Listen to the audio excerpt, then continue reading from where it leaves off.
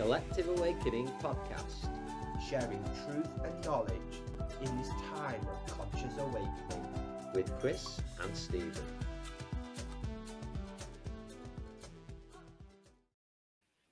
Hello friends, and welcome to the Collective Awakening podcast with me, Chris, and Stephen of the Purple Mountain Spiritual and Wellbeing Centre. Long time no see.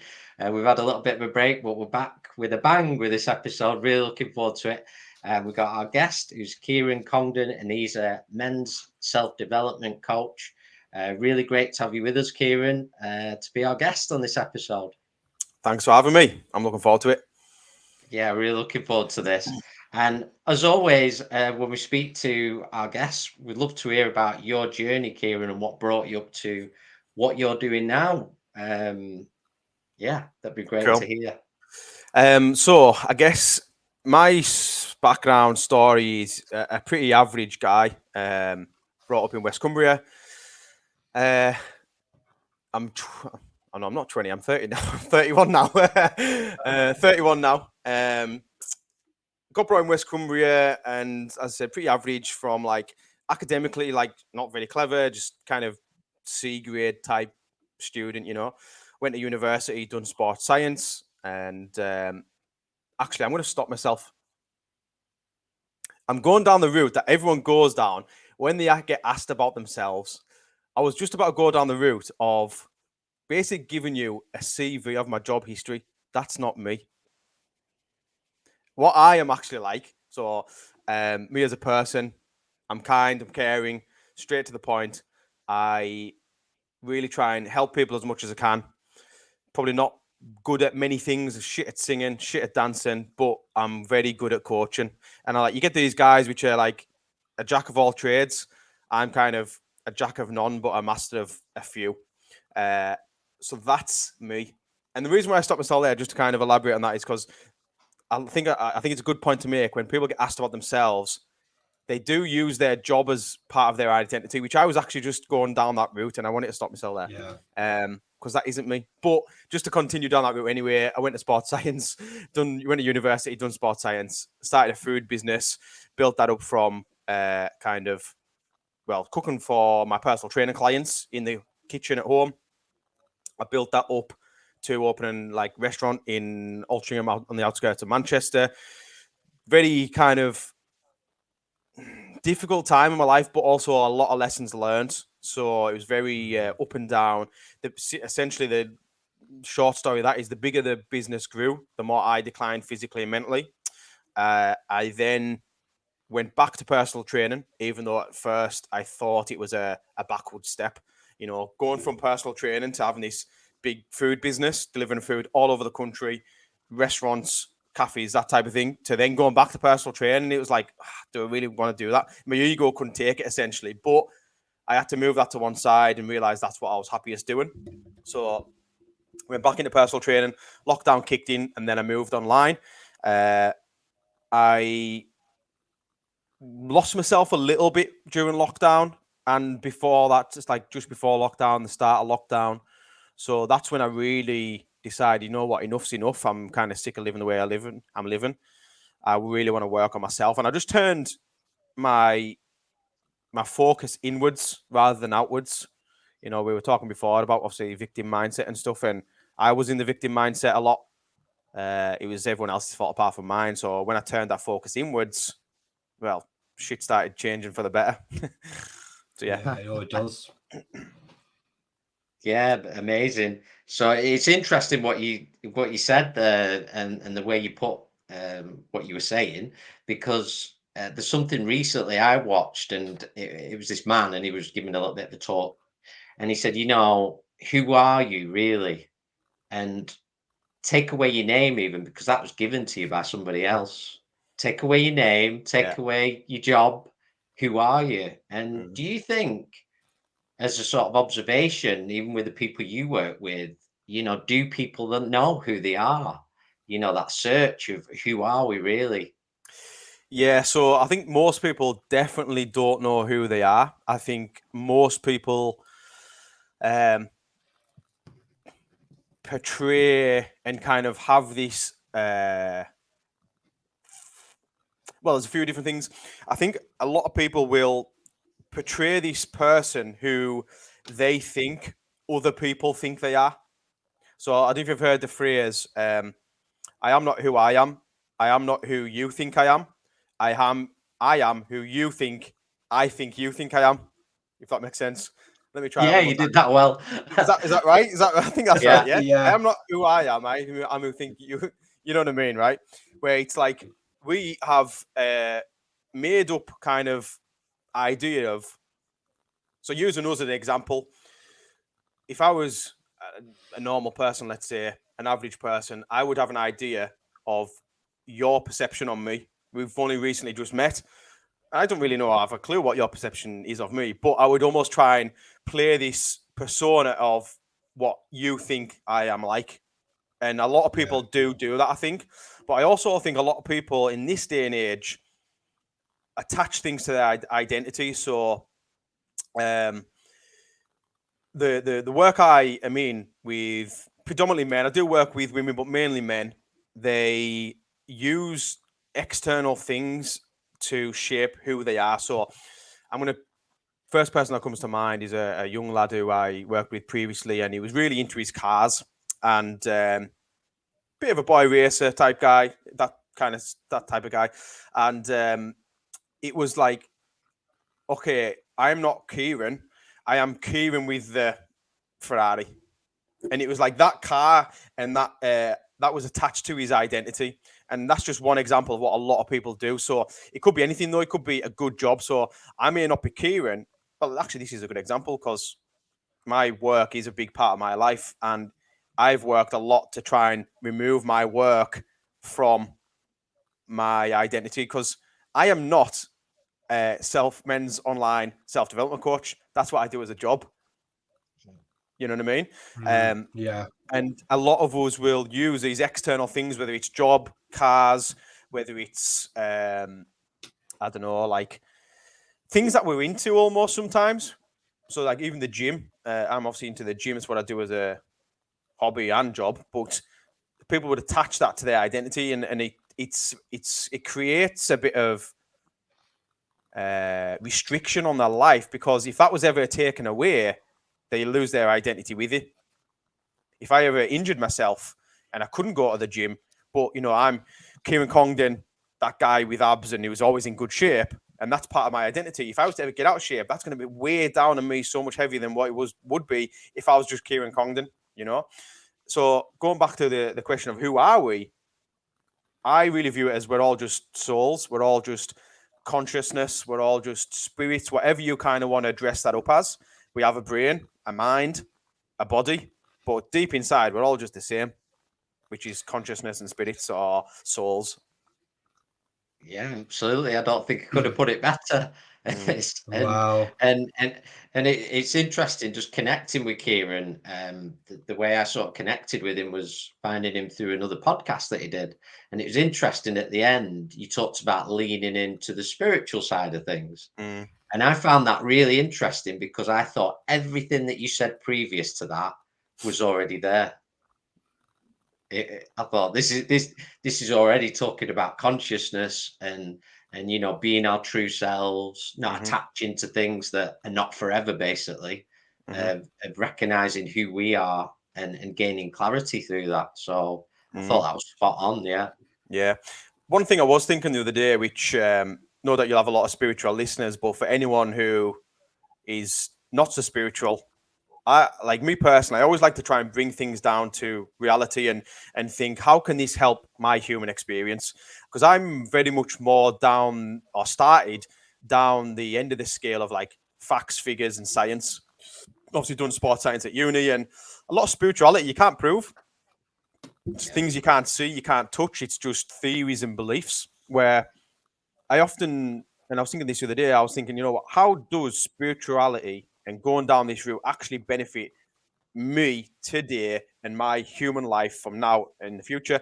And the only answer I could come up with was it kind of just makes life bigger than you and more than what we can just see, feel, and touch. I think it very quickly humbles you. And when you realize there is more to life than the 80 years we get on this earth, it's like, okay, well, that's nice to know. That's good to know. Like, there's more before, there's more after, and there's more than this physical body that I've currently got. And there's just a lot more of almost everything, that not just the things I can see and touch. And I think that's the fundamental point at the minute. I think if most people could recognise that, that would be a huge eye opener, because it takes us out of this narrow block of thinking as, right, this is who I am. This in this little box now. It's all I'll ever be, and then that's it. I'll pop my clogs, go in a box, and then that's the end of it. And when we start to look outside and expand out of that, and realise, well, we've been, we will be again.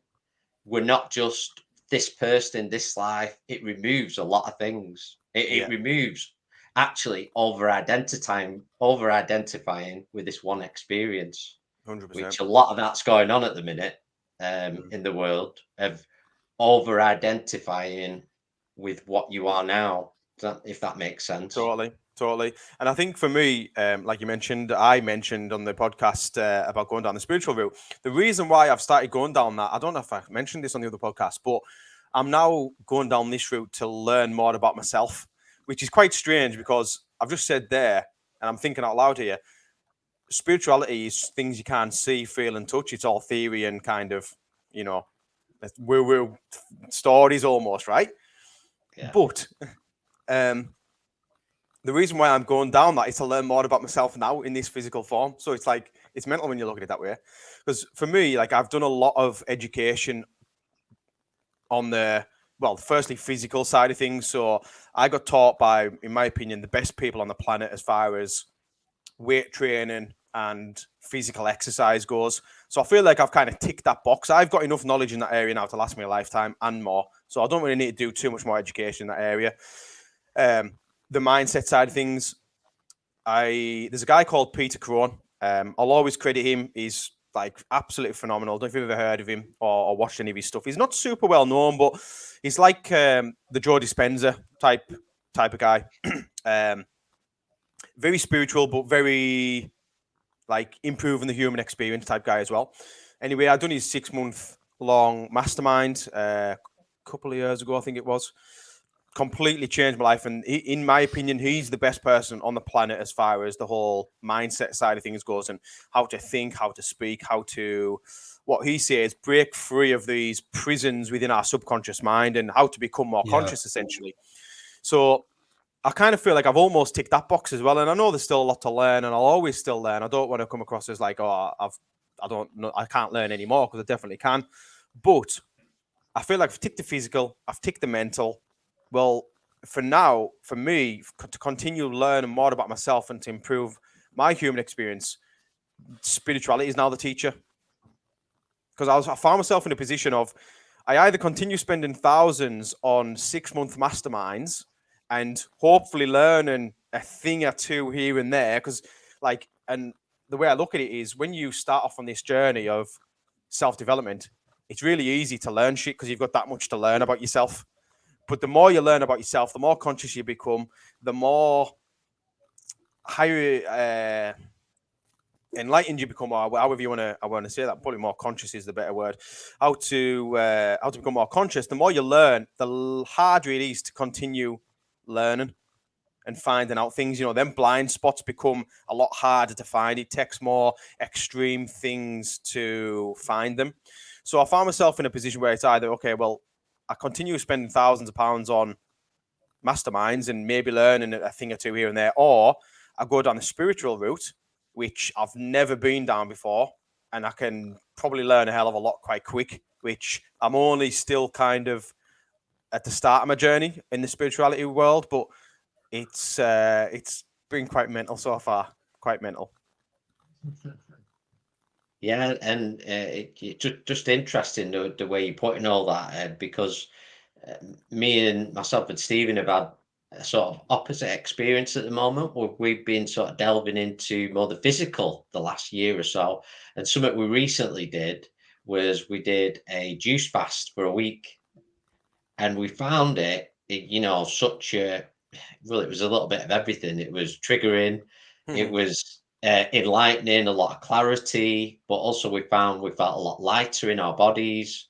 So that I feel we're coming into this time, because I mean we've been in the spiritual movement a good while, but sometimes that word spiritual can have its own pitfalls as well. Mm. It can have an Yeah, definitely. expectation of some perfection.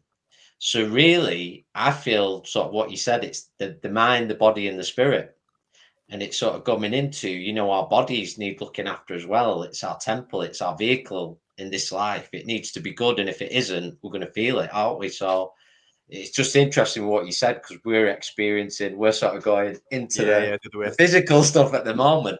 But what Mm. I want to say is, the point I'm trying to make is, it's all as powerful. It just Definitely. depends what's right for you at the moment. But all of them are important, because Mhm.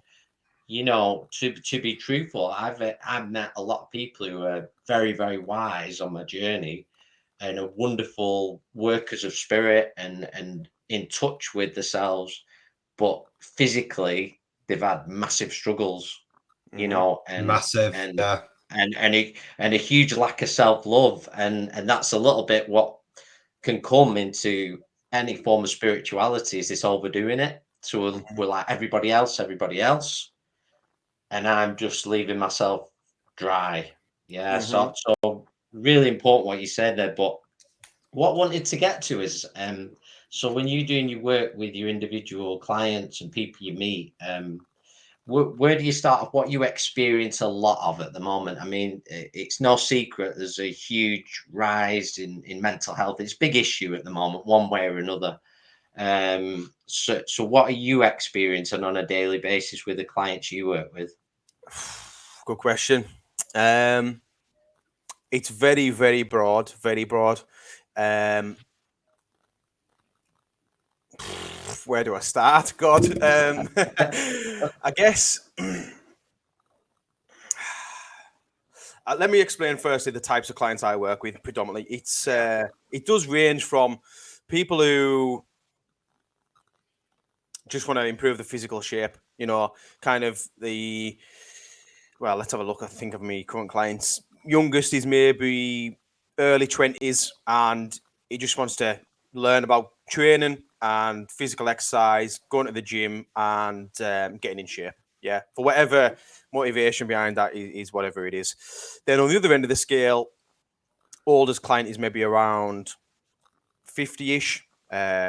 He's got his own business, and he had like physical illnesses, or whether I think it was like cancer, that type of thing. And he realized, you know what, like I need to start prioritizing my physical health, because I've put work at the forefront of everything for a lot of Yeah. years. I've neglected my health, and now it's like being slapped in his face. I need to start prioritizing. So that's very much a broad range. Now, mentally, obviously, both of those people have different, what I would call barriers to progress in the lifestyle. Yeah, but also mentally. So let's say the older guy, we'll call him John. He's got his own business. He has this mental barrier of putting himself first, essentially. And when I come across people like, which is a lot of people, especially more so mums and parents, mums out of both sides, more so both sides, but parents in general, they do struggle putting themselves first. And the way I kind of tackle that is, I say, look, if you are the parent, then the quality of you turning up as a parent will be determined by the quality of you in yourself. So within the consultation process, I go through a bit of a mental health scale, because physical health is very easy to kind of assess visually a lot of the time anyway. Mental health is obviously a lot harder to assess, to see where someone's at. So we go through a 10-point scale and we mark them out of 10, and it gives them a little snapshot of what their mental health looks like. A lot of the time it comes out 40, 50%. And I often ask, how does that make you feel coming out at 50% mental health? If your true potential is 100%, you're coming out at 40, 50%. How does that make you feel? And it really gets the cogs ticking. I can see the start looking inwards now. And I say, look, well, if you're at 40% physically, you're at 40% mentally.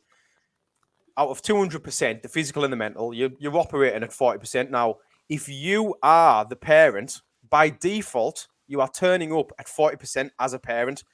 Now, I've only ever had one person push back on that and say, no, I don't agree.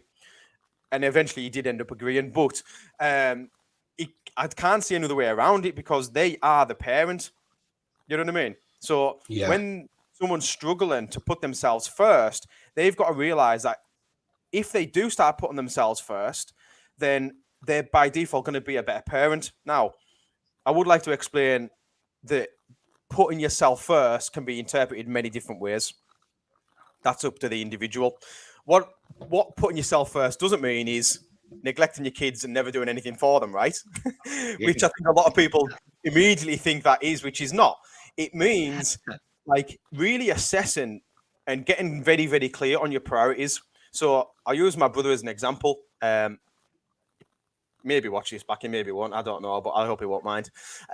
He at one point had my nephews, like they were doing after school activities like every day of the week, and he had no time for himself. He works full time, so as soon as he finishes work, he takes one child to one activity, the other child to the next activity, and that was pretty much Monday to Friday. The weekend he's absolutely knackered. He's doing odd jobs around the house and just general life shit, right? And he was a little bit not complaining, but I could tell he was struggling to, put himself first. So I said, look, does the nephew really need to be doing 5 different sports? Does he really need to be? Could he just pick his top 3 and then you have 2 nights to yourself? Because then you'd be turning up as a better parent just off them 2 nights. And with the small change like that, like as a 10-year-old, he's not that bothered if he's going to have 2 nights off sport. You know what I mean? Like, he probably only goes to baseball on a Wednesday because it's something to do. He'd be just as happy doing something else in the house. You know what I mean? So it's these different ways of thinking and these different prioritizations which lead to breakthroughs and changes in people's mental health to then make them better parents. And I'm picking on parents a little bit here, but it kind of goes the same across the board. That's kind of one area I do see a lot and do work with a lot. Self-prioritization. The other end of the scale is, the anxiety and the depression. People who want to kind of come off medication. And do we open this can of worms? My take on the medication side of things is a lot of the time it's just an easy way out. More so for the doctor than the actual patient. Don't get me wrong. Sometimes it's fully needed. My mum, she passed away a couple of years ago of lung cancer, and during her deterioration, like there was a question of maybe some antidepressants, and initially I was like, no fucking way is my mum taking antidepressants. No way, I'm not having it, and I was so against it. Then after a few weeks and circumstances changed and actually came out with the idea, and I thought, you know what, yeah, it's actually the best thing. So I want to put that out there just because I'm not anti-medication, but for the biggest part, I definitely think it is an easy way out. I think a lot of the time, you probably have to stop me here, by the way, because I'm going to go on tangents. No, the only thing I wanted to chip in with before we moved too far away from it is when you were talking about parents, and this might cover a few things as well as parents, is the word expectation. It's like living up to an expectation of what they think they should be, rather than just do what you feel's right and what's right for you, what's right for your kids and what's right for your health. And I see that. I'm not a parent myself, but what I see in other parents is that expectation. Like there's an expectation of them to be something. And I've spoke to many people, and if they asked my opinion, I said, just be you. They just be the best version of you, and that'll be right for your kids. Yeah. I think it's a balance, isn't it? Because I know the parents I kind of push to start putting themselves first a little bit more, they do get a little bit of parent guilt. You know what I mean? And totally understandable. Yeah. But, saying no once in a while, even just once in a while, isn't going to kind of do any damage. You know what I mean? And I'm very big on like organization and structure. So it's great when I get a client who's got a set hours at work and they're kind of typical 9 to 5 type client, because they've got a really good solid routine there from 9 till 5, Monday to Friday. That's in their week. So then all the time around that, they can create to have like a theoretical perfect week. So, you know, Monday and a Friday, gym, Tuesday, Wednesday, Thursday, kids' activities. And they can really kind of, and I get my clients to go through and write down, there's a spreadsheet to fill in to create their perfect week. And I do this myself on a weekly basis. Every Monday, I create a theoretical perfect week. And I look at it and think, okay, that's fitting everything I've got on that week. If I work towards that and get somewhere close, I'll be very happy. It might not go exactly to plan, but at least I'm working towards something. And people are just very caught up with life.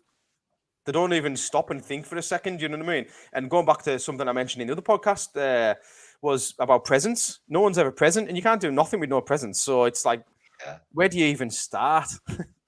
Well, I think you made a lot of really good points, and it's something I'm glad you brought it up. And there's so many things we could go into in this chat, but that is so significant what you said about being present, and it made me think when I was watching it, which is always a good thing if things are. And you mentioned when you were at a concert, and I think there's somebody in front of you, and they were on the phone on Facebook all night, and it's like that person just wasn't there. And we seem to have fallen into that. Even, you know, if something's there, we're not in that room. We're not experiencing. No. And I done a talk at a men's mental health festival the other month, actually. And part of the talk was about the world we live in, and the like, I really believe we live in a world which breeds poor mental health and ADHD. And it's very much everything's fighting for our attention all the time.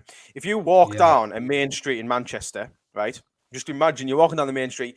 You've got billboards on buildings everywhere. They're trying to get your attention. You've got your phone going off in your pocket. You've got like people trying to sell you shit on the corner. You've got like everyone and everything, like signs outside of shops, adverts on the side of taxis, on the side of the trams. Like everything and everyone is just fighting for your attention. Every company essentially is fighting for your attention, right? And your phone is the biggest culprit, I believe, which just takes the attention away, you know. And like, I'm here talking to you guys now, and if my phone was next to me and it was on loud and my notifications were on and my clients are messaging us, I wouldn't be fully present with you. And I use the example on the other podcast, which I'll use again because I think it's so clear, that if I'm sat here now talking to you guys and my neighbor John from down the road messages me and wants to, you know, do something in a couple of weeks' time, if I allowed my phone to be on loud and have my notifications on, then he's just pinched my attention when I didn't ask him to, when I want to be here with you guys. So it's really, I've got to take that responsibility, have my notifications turned off, have my phone on silent, and be fully present. And when you're not present, you've got two other options. You either think about the future or you think about the past. Where, you know, that you will know, if you always think about the future, you end up anxious. If you always think about the past, you end up depressed. So it's okay, well, take your pick. Which one do you want? Or become present, you know? Yeah, I feel that's so relevant, and you do see people now, like saw a picture the other day of these people who'd met up for lunch, and they piled all the phones in the middle of the table to make like a tower, so they won't be taking their attention. And it really, I think that's an important point. You could be sat there talking with somebody having lunch, and you're not engaging in that conversation fully because you're thinking, oh, am I getting a message? Oh, is that a thing on my Instagram, on Facebook? And it's a little bit of sensory overload, really, that we're falling into. It's there now, and I think it's the way we navigate it. I don't think it's going to change anytime soon. So it's actually the way we manage that within ourselves is the way forward. It's only going to get worse. I think, like I said, we live in a world now, I believe, that it's breeding ADHD. Like, the amount of people who just aren't present and haven't got any focus. They are constantly distracted. And I know this as well, just from the nature of my work. Like, I could put out a life-changing, informative, valuable video, 10 minutes long, and change a lot of people's lives if they sat and watched it. But no one's going to watch it.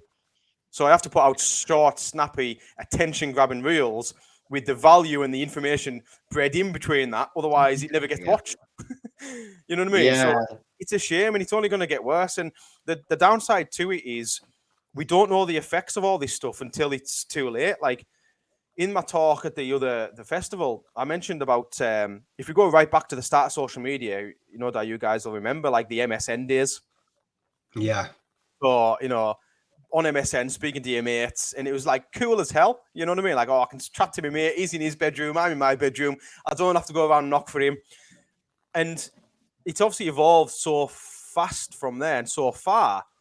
But we've just been almost the guinea pigs, really, that have started to experience all this social media stuff. And now, years and years deep, we're starting to see the effects of it, which is no one's got any attention span whatsoever. Everyone's getting diagnosed with ADHD. Everyone's dopamine deficient. Everyone's focus deficient. You know what I mean? Attention deficient. So it's then, well, okay, what does that do to mental health? Well, now because my nephew showed me a video on TikTok and it was 2 videos playing at once. It was a split screen. And I thought, you know what? That blows my mind because now a film is boring. If he gets used to that level of input, sensory input, that he's watching 2 videos at once, a film is now boring. A one-to-one conversation in a restaurant is boring because his level of stimulation is just raised. And I mentioned on the podcast, but I think it's valid by saying again, is, you know what? Like, I really believe looking further down the line, let's say that children do get used to, for example, the 2 videos playing at once, that level of stimulation. That's a level of stimulation which can't be matched much, really, legally before you go illegally.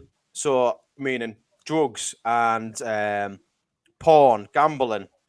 I know that's porn and gambling aren't illegal, but it's going down that route to match that level of stimulation and sensory input if the baseline is 2 videos playing at once. You know what I mean? So we've got to really be wiser to the effects of it. Like all this AI now, like we don't have a clue the effects of what this is going to do. But until we start really spreading the message of becoming present, which is at the moment my only thing I can think of which can fight any social media technology type thing. Yeah, I don't think it's looking pretty. I really don't. I don't think it's looking pretty. I think as well. I think what all this is all about is this disconnection that has been happening over so many years, and it's all about reconnecting. It's something that I'm very passionate about, particularly when we talk about mental health. Everybody's entrapped in that mind center, in that mind, and if we get more in the heart space, more in the mind's important. We need the mind. You know, the mind is good. It's not our enemy, but there's been such a disconnection. People leaning into technology. Technology is okay. All things are good in moderation and in balance, but there is such a disconnection now. People don't communicate now with each other, and that's seeping into friendships. That's seeping into relationships as well, where people aren't having that conversation. I remember growing up sitting around the dining room table eating dinner together. You don't get that with my nephews or nieces. They've got a tablet in front of them, or they're sitting in front of the TV. And it's shocking. I saw my nephew about the split screen. I thought, what is he doing? He's seeing 2 screens at the same time, and it's just shocking. And the damage that's happening with the eyes as well, with short-sightedness, and it's damaging people's eyes. And there's such a lack of D3 and vitamin D3 deficient now in people, and people aren't asking why is this happening. So it is pretty shocking, isn't it? Yeah, I think it's really like I'm quite passionate about this because there's so much change happening in the world at the moment. I really believe like it's our generation now that we're the only people that can do anything about it, because the kids that are experiencing it now, they're just what we were when we first had MSN. Oh, look how cool this is! I'm speaking to my mate. Blah blah blah. We did not give a fuck about the effects of MSN. You know what I mean? We did not care.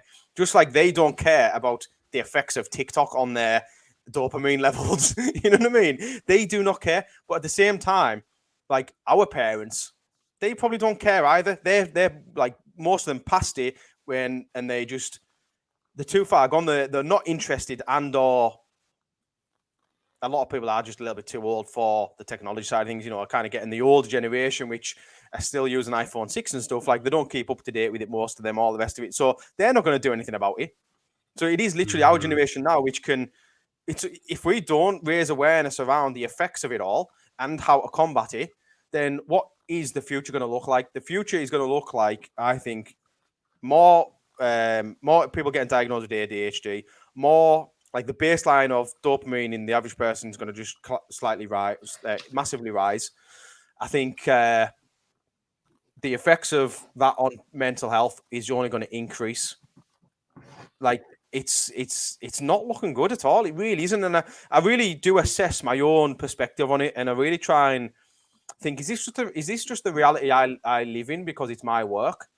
But I really don't think it is. I think that is the reality. You know what I mean? I think that is the world we live in. And I think a lot of people would be, they'd be silly to think otherwise, really, like in terms of, oh, it's all going to be all right. And AI is beautiful. And like, look, you mentioned there, Stephen, technology is okay. I love technology. It's how I earn my money. It's how I live. Yeah. If it wasn't for technology, I don't know what I'd be doing. You know, we're using it right now. We're having this conversation. You know what I mean? Yeah. It's such a beautiful thing, but just as much as it is beautiful, it is dangerous. And like I said, I think it's us that needs to raise the awareness around the effects of it. Otherwise, the next generation have got a big, big problem on their hands. Just a quick question. You talked about ADHD. What's your opinion on what you know, as a nutritionist, somebody that works with health and well-being there, what do you think, why there is such a rise on ADHD, and what do you think it is? 100%, I think it's social media. TikTok being the main one. I honestly, I don't really believe kids should have TikTok. And I know for a fact, well, I say for a fact, I see the real, so it's not fact at all, but rewind. The owner of TikTok doesn't let his children have TikTok, or one of the owners. So it says a lot, right? But even that aside, if you look, like I've just mentioned before, my nephew having the split screen, like it should definitely have an age limit on it, and then also a usage limit as well. Like, it'd be not that they'd ever do it because it's not their, it goes completely against their goals, but it'd be great to have, like, you can only use it for like half an hour a day or something. You know what I mean? And it's again, it comes down to what we're taking in on a day-to-day basis. And in the past, a film was perfectly stimulating enough, and you sit and you watch one film for 2 hours, happy days. Where now, if it's like 30-second clips, and if it's not stimulating enough in the first 2 seconds, you've got another option. So then the sensory input and the level of dopamine that creates and the stimulation that you get mentally from that has just went from down here to up here. But then it's like, okay, well, the more time, and this is where it's a really, really bad rut, because the more time, and this also goes with virtual reality as well, but the more time you spend doing that, then the worse it's going to get, because when you come away from it, you're going to be thinking, well, this is boring now, so I want to get back involved in it, so then I'll spend more time in it. But then the more time you spend on it, the worse it's going to get when you're away from it. So linking that in with virtual reality and, you know, the metaverse and all that, when that first came out, I was just like, fuck me, like, this is going to be so bad. This is going to be so bad. Because if I can have a virtual reality self, like, so this is me human, if I can have a virtual reality version of myself who can be richer, in better shape, who can be whoever I want him to be, then, and I don't have to work for it, then when I'm in this form, human form, well, this is now boring because I'm only wearing Under Armour and not Gucci, and I'm only wearing a Garmin instead of a Rolex or whatever, right? And I'm only in this physical shape, when in my virtual reality self, I'm in better shape and I get more attention in that world. So in that instance, if that becomes a thing, and I really do think it will, I want to spend more time in that world than this world. But the more time I spend in that world, the more this world gets boring. And this version of myself, I start hating a little bit more. So then I'm going to spend more time in there. And it's just a constant backwards and forwards. I'll end up wanting to live in that world. It's an illusion, though, that world, though, isn't it? What people don't see, it's an utter illusion, you know, and people create an attachment to that illusion when really it's not there to serve you anything. It's like a state of bliss that only, it's like shopping. Oh, you know, oh, it's great going shopping, but only lasts, you know, I've been shopping, I've spent a bit of money, or I've gone to the gym. You only feel better for a short time, and then you feel like crap again, or you've got bills to pay. So that state's always shifting your emotion. So like you said before, Kieran, it's all about bringing yourself back to the present. If learning about inner peace and going within, you'll learn about the state of love and peace and that truth. Otherwise, people keep chasing something doesn't really exist, and it is scary, isn't it? I mean, I see it now. I mean, I'll see it. I'm getting better. When before, I mean, you know, when you run your own business, you feel like you're on call all the time, and you can see how a mobile phone it becomes a prison every 2 minutes, and I'm aware of that, and I'm thinking, how can I get away from, you know, they don't call it a cell phone for no reason, cell phone, you know, prison. And now I'm learning, I was thinking about moving my mobile phone at night outside my bedroom and having my old-fashioned alarm clock again, because I'm just looking every 2 minutes, and it's like an addiction. I think it's one of the 100%. worst addictions. 100%, mate. It's one of the first things I actually get my clients to do when they join my coaching. I get them to turn all their notifications off. Like, so my phone is like a dead phone. It never goes off. It's always on silent, and there's 0 notifications on. Like, when I look at it, it's blank pretty much. You know what I mean?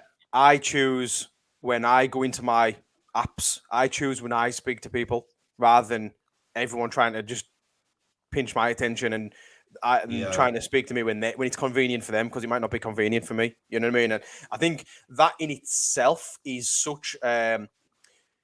Firstly, it's hard to do. A lot of clients that first join my program, they're scared. They're scared to turn the notifications off, which is sad. I think it's nothing but sad. And the reason why they're scared to turn it off is FOMO, the fear of missing out. What if such and such? What if such and such? And look, I'm very case dependent. So there is some people who, I don't know, they've maybe got an autistic child, and they get phone calls from school often to come pick the child because something's been wrong or whatever, right? Totally get it. Maybe don't turn your notifications on. Maybe you have your phone calls on loud, blah, blah, blah, whatever. We can tailor it around the person's individual needs, but generally get it as dead as you possibly can. That's the first thing I'd get people to do. And most people do just get that fear of missing out, because again, it's that stimulation. If their phone is going ping, ping, ping, ping, it's like, oh, well, no one wants to speak to me, I'm bored. And like it's almost a nice feeling that people want to connect with you, right? So if they manage to actually do it, another thing I'd say is at least once a week have like no phone, or at least your SIM card in like an old shit Nokia type phone. You know what I mean? Like where it's not a smartphone, it doesn't have internet really, it's texts and calls. It's the most peaceful day you'll have in a long time, you know what I mean? Because it's interesting. I think it just resets you a little bit, and you do realize like how much time you spend on it. Because it's funny, like I think I've even got it in my drawer here, my shit phone. But when you do have it, the amount of times you go to, even with a shit phone and like it doesn't have any internet, even the amount of times you pick it up to go on Instagram, and you're thinking, oh, I haven't even got it. You know what I mean? It is an addiction. And we've got to really be aware of the patterns our subconscious mind builds up. So it's difficult for me because I actually work on social media. I spend a lot of time on it, obviously. But I also don't want to spend like crap time on it. I don't want to spend time scrolling. I want to be going on there, doing a job, uploading value, replying to messages, and then coming off. But I do catch myself scrolling sometimes. And I've often, and no doubt people will relate to this, you want to go on your phone to, I don't know, phone your dad or something, but your thumb clicks on social media and Instagram, and you spent half an hour scrolling. You thought, oh no, shit, I didn't phone my dad. You didn't go on to go on Instagram. You went on to phone your dad, but your thumb just happened to click on Instagram. So it's like you have not even got control over your thumb. It's like, come on, you know. But it's that subconscious built up subconscious pattern that we need to break. So there's other things we can do, like putting on locks on our apps. So there's like apps you can download. It'll put a pattern over it. So if you click on Instagram or Facebook or whatever, you have to enter a PIN code or a pattern to get into it. And it's just a pattern interrupt and a little break where you can think, hang on, did I actually want to come on this, or was I going on my phone for something else? Now, that's talking just about you having full control over kind of what you do. Let's say your notifications on your phone were on, and I went to go on my phone to phone my dad, but I've got a Snapchat, I've got an Instagram, I've got a Facebook message, I've got this and that. Blah. The likelihood of me passing all them and going and phoning my dad's unlikely, because I've just got 100 people want to speak to me. So it's making it even harder, you know. So that's another reason to get your notifications off. The subconscious will build up so many patterns very, very, very quick. That's hard enough. Never mind having notifications on saying "read me." You know, even that one there, which I mentioned about having the pattern on the apps. Over time, your subconscious will learn that pattern. So even when I've had that, let's say I went to phone my dad, but my thumb's clicked on Instagram, entered the pattern, and then I'm like, oh shit! After 10 minutes, I was meant to phone my dad 10 minutes ago. You know what I mean? So I've then got to change the pattern. So it's you've got to, in my mind, I try and hack myself. I try and assess what tendencies have I got which aren't serving me. Okay, well, I'm going to hack myself. Another one on that line is like your alarm clock. A lot of us use our phones as our alarm clocks. Yeah. You've got a tendency to roll over and press snooze. And realistically, you can say, I'm going to do a week of no snoozing, and you maybe do a few days, but subconscious is cleverer than our conscious, really. So you're probably going to end up pressing snooze again. So you're just going to have to hack yourself. Well, what's the answer? Okay, well, don't use your phone as the alarm clock. Get a really annoying alarm clock and put it to the other side of the room. So you have to get up and get out of bed to go and knock it off. Or even better, get your phone in another room or whatever. So then it's like, especially if it's annoying, you're going to have to get up and go and knock it off because you want to knock it off because it's annoying. So it's like, you've got to just be aware of your own tendencies and then hack yourself. But then again, well, you can't do none of that without presence.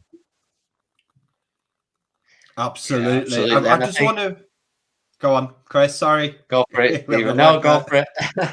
No, I was just saying, absolutely amazing. And I think anybody that's listening to the podcast, I think we can all relate to this, because no matter what part of the world you are in, what kind of work you're in, I think we can all relate to it. It just shows you how much the social media has this control. We've allowed that control, and how easily we can be manipulated. And really, it's again unprogramming, bringing that energy inward, self-inquiring, and really cutting the patterns. And as much as you've created the patterns, but I've got a different spin at it as well, because I think these systems, these negative systems, have been created to really help teach humanity about themselves. And I say keep creating these things, because it's just waking more people up. There are more people like us, Kieran, actually, that are becoming aware of this. And I'm hoping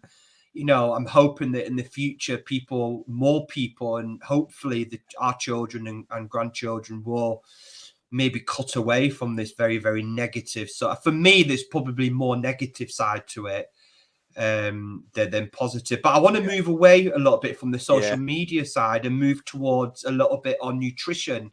I know you're quite passionate about nutrition. So how important is nutrition to mental health? So when we look at that mental health, what kind of stuff do you sort of empower people in your coaching? So we can link this in a couple of different ways, actually, because as you were talking then, I was actually thinking, well, the spirituality side of things, linking that into what we've just been talking about with social media. And another reason why I'm going down the spirituality route is because it is making me more self-aware. So it's making me more present. When I done Cambo, one of the biggest things I got from it was an increase in presence. So I know you want to go down the nutrition route, which is all going to link in here, but to finish off the social media side of things and then spirituality, the spirituality side of things, the social media side of things is what it is, and it requires great self-awareness, which the spirituality side of things can really help with. And I really, again, bringing this right down to like actionable steps today, because I know for a fact people will watch this and they'll think, I'm just too busy. I haven't got a minute to myself to sit and inquire and do this and do that. Well, get fucking organized, get organized Yeah. and stop wasting time. Firstly, create time. Well, so obviously we can't create time, but the way I kind of get more time out of my clients' week is by doing things today which will save us time tomorrow. And I really believe it's the best way to create more time.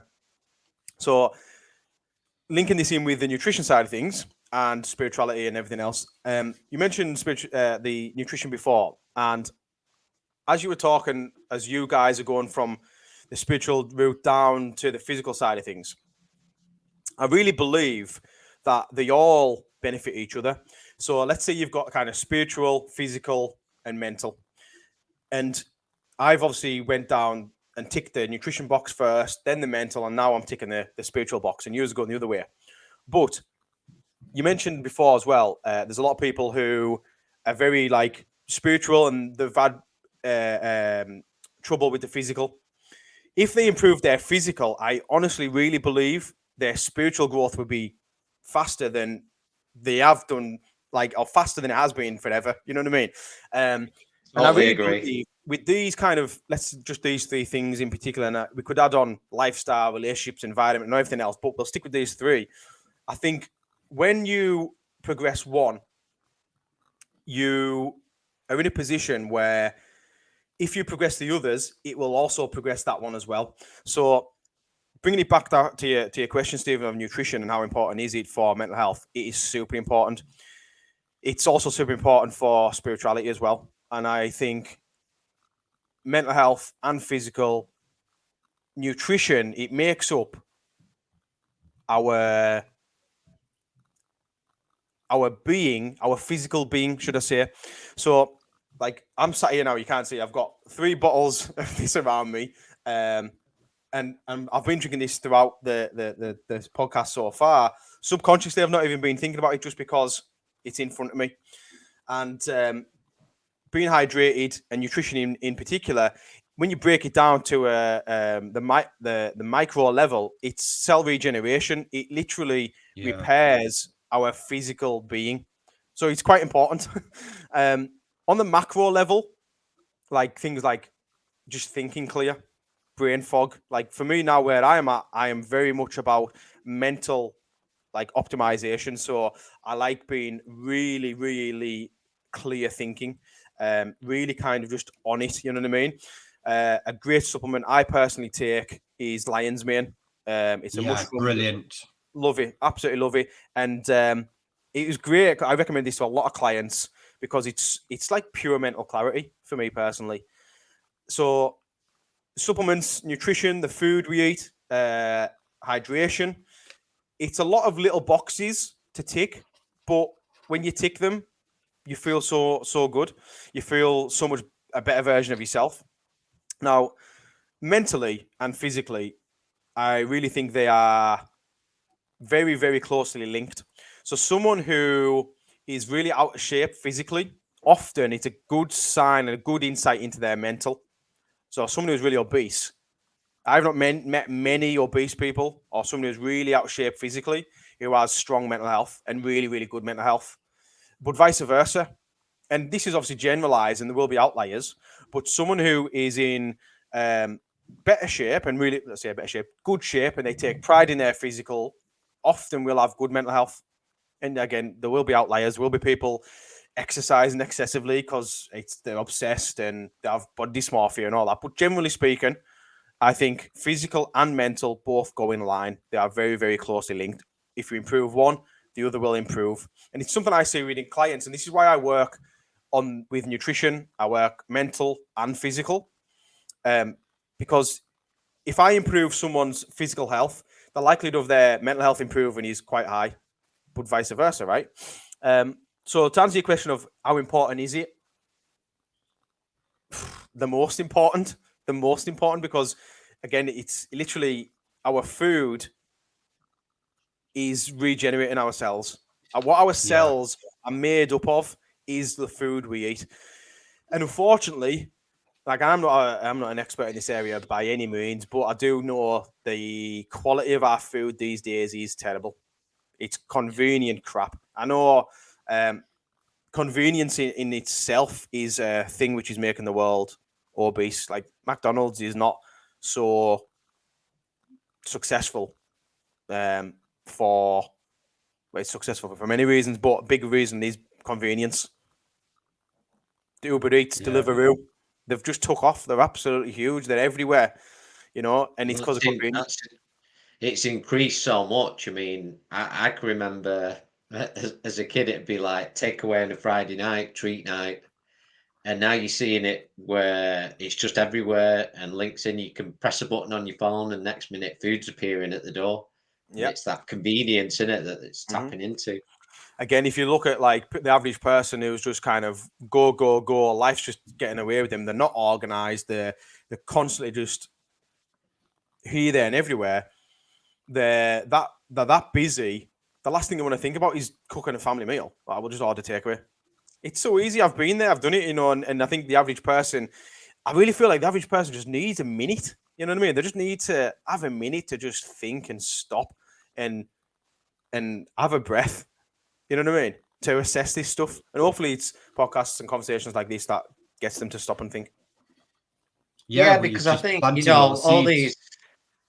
Yeah, and I think, for anybody who's listening here, it's all relatable. Absolutely. I mean, there's things that Kieran's talked about, and I'm like, yeah, I've done that, or I do that. And even going back to the mobile phones, we work with a lot of people who have sleep problems, which it feels to me, it might just be my perception, but it seems there's more people with sleep problems than ever. It just seems everywhere. And the first thing myself and Stephen ask them is, what do you do before you go to bed that last hour? And what the top answer comes up? Scrolling. Yeah. I've got caught scrolling before, and we're so active then, can't get off to sleep, not shutting down at all. Yeah. I think the best question that people can ask themselves is, in any area like this, is how does this benefit my life?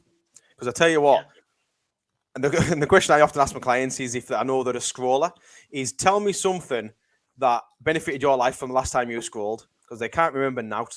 They take in that much, nothing sticks. It is literally wasting your life. Literally wasting your life. Yeah, and I find just want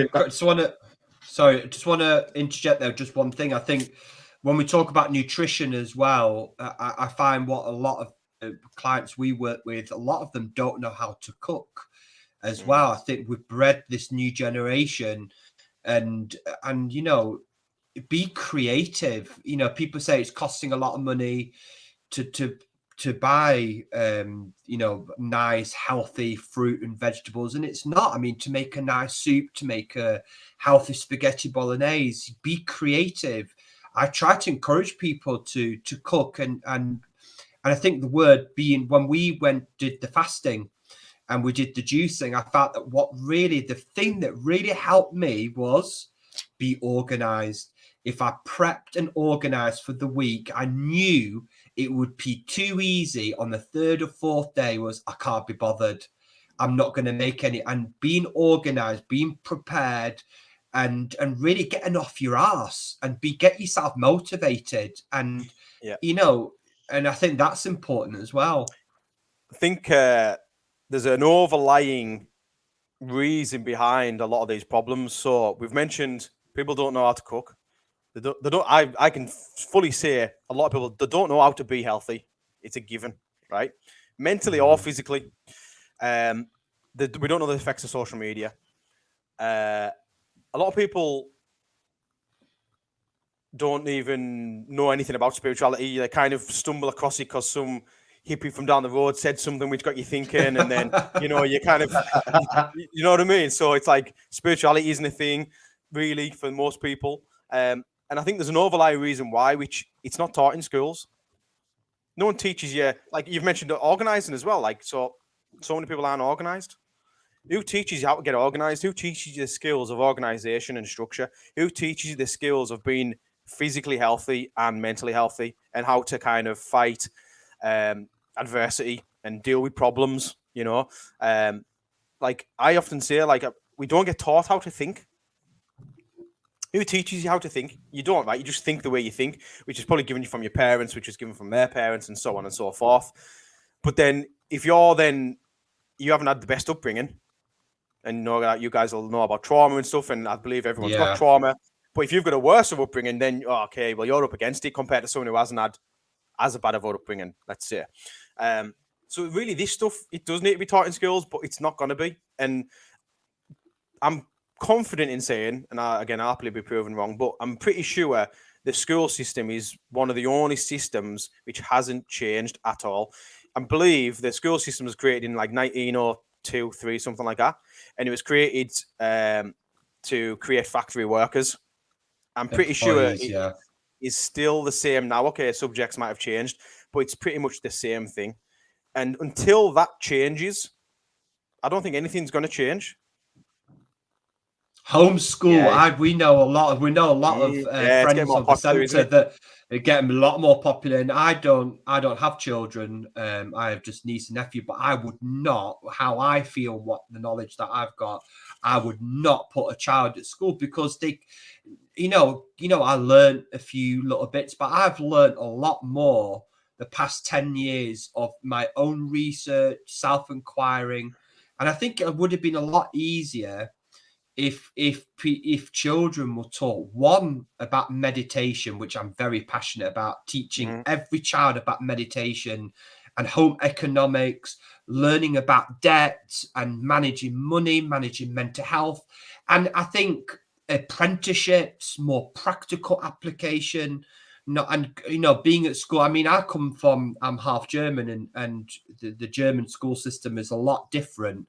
You're only at school till 12 o'clock or 1 o'clock, and that's it. And here in England, you're at school till 3 o'clock. I mean, I can't concentrate that long now, and God forbid, I feel sorry for the kids now. I really, really do. It needs changing. It needs burning down the whole system. I don't think it's going to change anytime soon. And I heard something the other day which was quite mind-blowing, really. And it was that on average now, kids spend 35 minutes a day with their parents, taking into consideration like them going to school, maybe activities afterwards, time on the iPad. They don't sit at the table anymore, in the room, playing out, all this sort of stuff. It's on average of 35 minutes a day with their parents, which then you've got to think, well, okay, if they're only spending 35 minutes a day with their parents, who's influencing them? Who's teaching them? Who are they? Where are they getting their... Who's helping shape that child to become an adult? You know what I mean? So it's like I wouldn't like to leave TikTok up to shaping my son or daughter's subconscious mind. Yeah, absolutely. It's I agree with you completely. It's the schooling system it's just like a factory really to pump out people to pay the taxes, mortgage, get a job, and be part of that system. Speaking of myself, I can remember when I left school. And my first job, it was actually painting sheds and putting them together with this guy. But I think I learned more about life that summer than I had done in anything in school. It taught me a lot, and the people I met, and experiencing those things and getting involved, and creativity as well. There's so many creative people that we meet, and it's like stunted within them. It's like an accordion pushed down. And you've got to slowly let that come up because everybody, has got those unique skills within them. Everybody's got something to give. Yeah. It's just that it's so squashed in a way totally. Underneath these layers.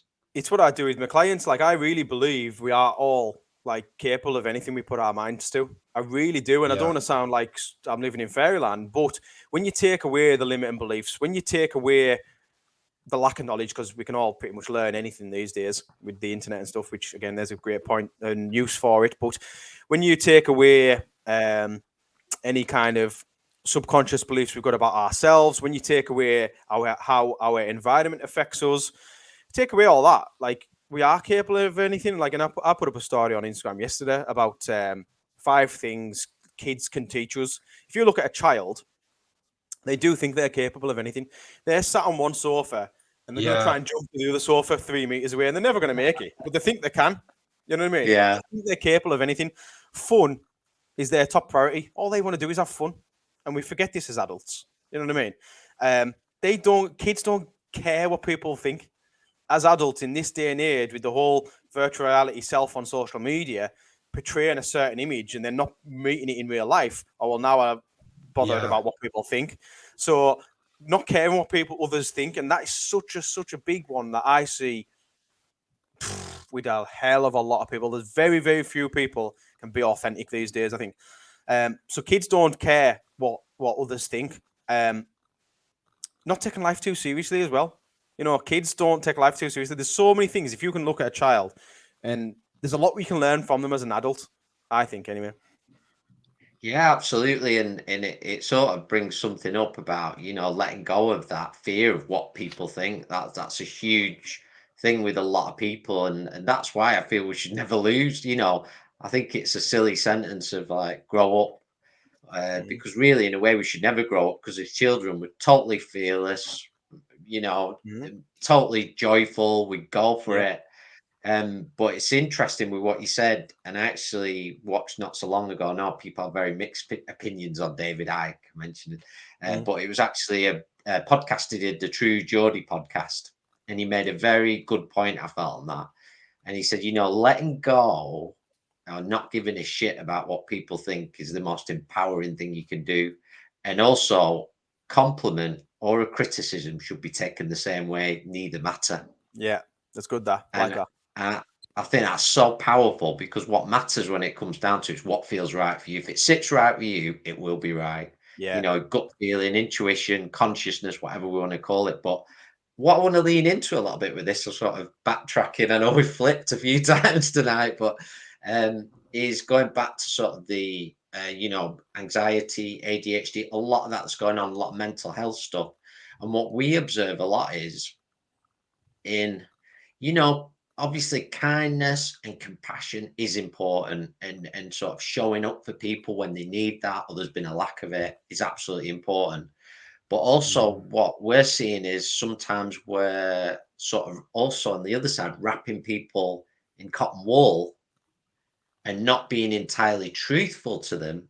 So maybe somebody's having anxiety, depression, and maybe, for example, I'm just giving an example, they're overweight. So we won't say it because we don't want to hurt the feelings. So we say, oh, I can't say that, so I'm going to go about it another way. And to me, what I'm seeing, particularly last week or so, it's just dawning on me really strong is that's not helping that person at all. What's going to help them is being truthful. Now, that doesn't mean we have to be unkind, but just being straight and cutting the bullshit and saying, if you want to come out of this, here it is. It's up to you, but this is the truth. And some of the best people in my life that I've ever met have been truthful with me. 100%. Sometimes it stings, but it helps. And 100%. just want to hear your thoughts on that. I have thought about this topic a lot, actually. And I mentioned I done Peter Crone's 6-month mastermind course, and it was very, very impactful. I'll never say a bad word about it.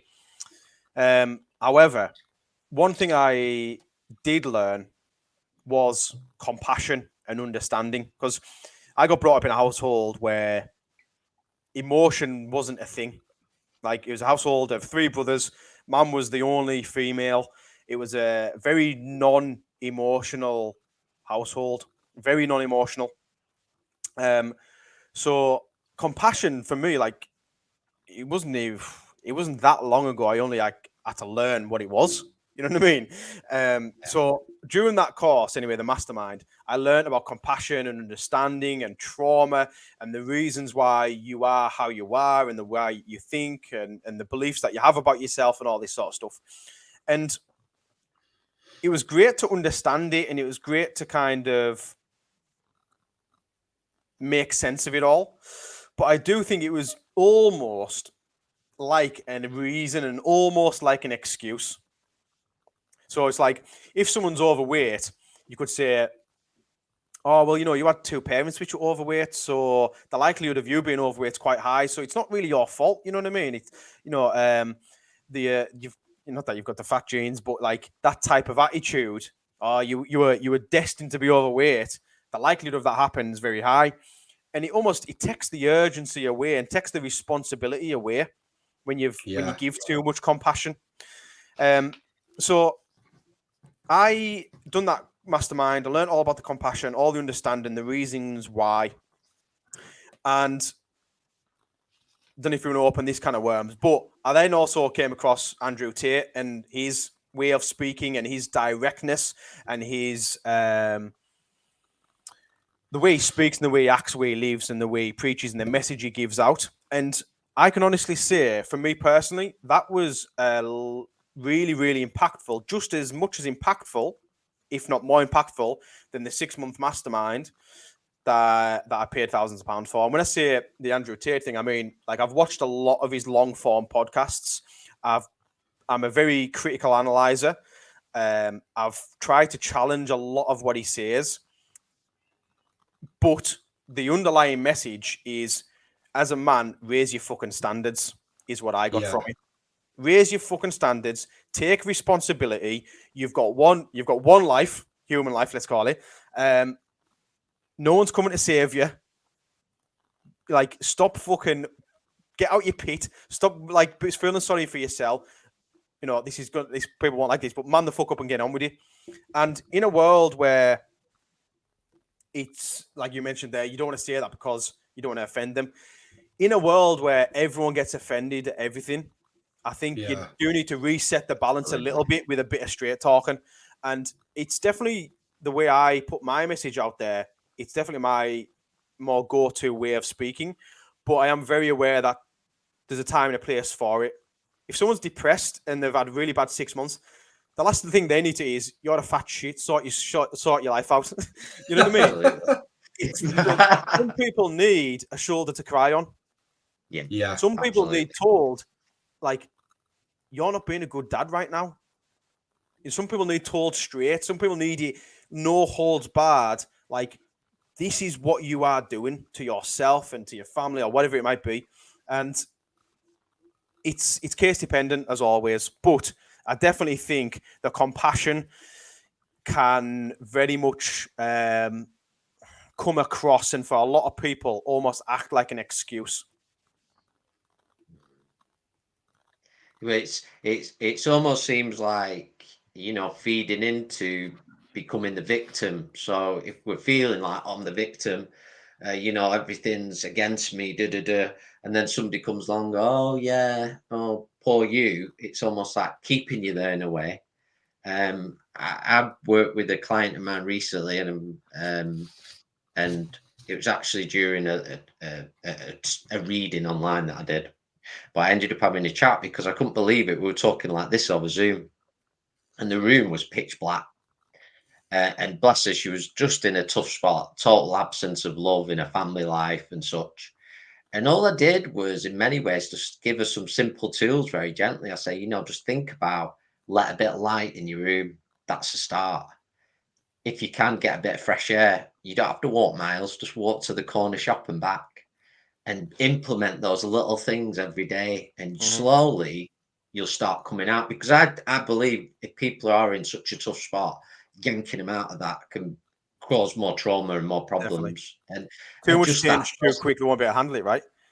Yeah, and it's just, and just to me, just that simplicity, and it's like, you can do it. And I know that the person I spoke to, they won't be watching this, I don't think. The neighbour kept coming in and making cups of tea every morning for him. And I know the neighbour, and I went, maybe try going, I'll put your cup out on the side, the tea bag's in it, I'll leave you to do the rest.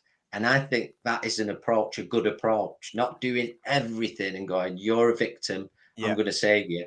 I'm going to help you out here a bit, but you've got to do your bit as well. And I feel that's really important in our approach, you know, whether we're coaches, whoever, if you're talking to a friend, if you're helping out a member of the family, you got to meet me halfway if we're going to do this. Yeah, definitely. One thing I really try and do, especially on these podcasts, is not talking absolutes and really kind of and say something which he means like everyone, you know what I mean? Because it's not, it is all very case dependent. Like, a lot of my clients do need a shoulder to cry on, and I can very much give that. But I think a lot of people do also need told straight. And like what you're talking about there, the last thing he sounds like he needs is told straight. You know what I mean? So it's very, very case dependent. But a little kind of mix of both. And like anything in life, in my opinion, the sweet spot is always in the middle. And I really believe, like, there's a scale for everything. So, you know, straight talk on one end, really compassion, understanding, and mollycoddle on the other end.